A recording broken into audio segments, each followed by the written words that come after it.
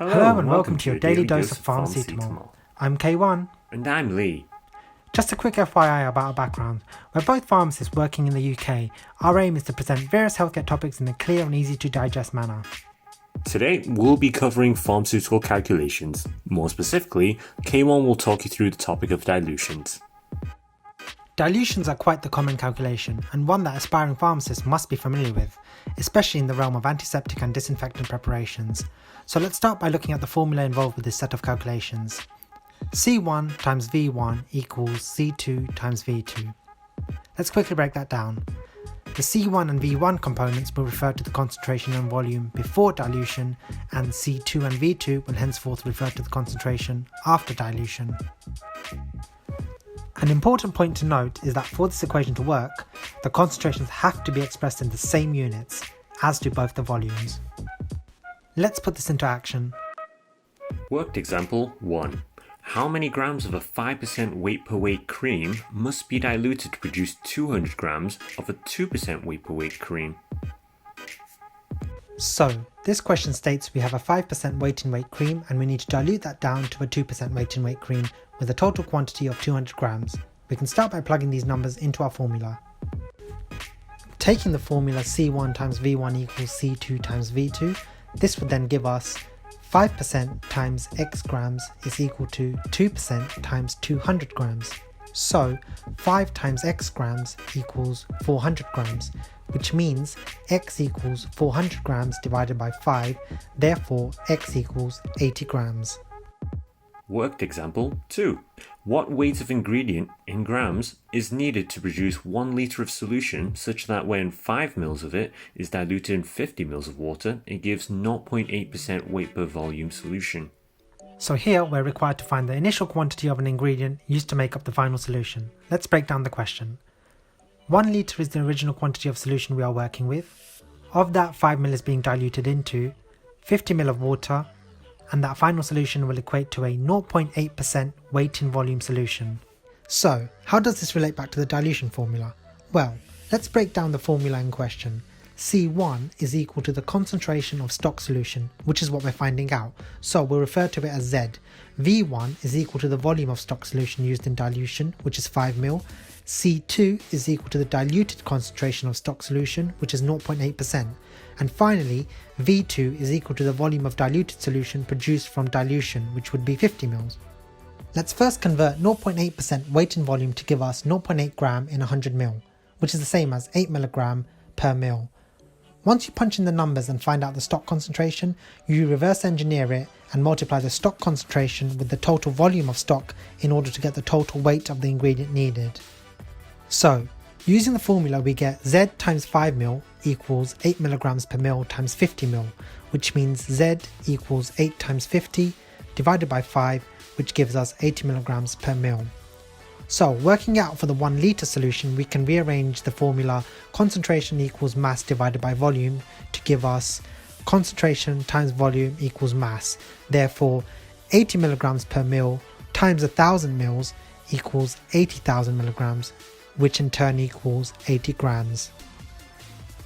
Calculation conundrum. You receive a prescription for a 14-year-old child that has been initiated on citalopram 40 mg per milliliter oral drops. The directions are as follows. 8 drops to be mixed with 20 ml of water and taken once daily. You have the following additional information. 4 oral drops, 8 mg, is equivalent to the therapeutic effect of a 10 mg tablet. What is the concentration in milligrams per 5 ml in the final mixture after mixing the 8 drops of the citalopram 40 mg per ml with 20 ml of water? Give your answer to 2 decimal places. First of all, let's start by cutting the clutter and identifying the key components from the question. C1 is equivalent to 40 mg per ml, which was the initial concentration. V1 is the volume of citalopram in 8 drops. C2 is the final concentration that we are looking for, and V2 is equivalent to 20 milliliters plus the volume that make up the 8 drops for citalopram. Remember that the final volume is not 20 ml, as you have added an additional 8 drops of citalopram to the solution. Therefore, First and foremost, we need to find out how many mils are in 8 drops of citalopram oral solution. If the concentration of the solution is 40 mg per milliliter and 4 oral drops are equivalent to 8 mg, then 8 drops are equivalent to 16 mg, which when divided by the concentration would give us a volume of 0.4 milliliters. Now that we have the volume, we can plug all the relevant values back into the main equation.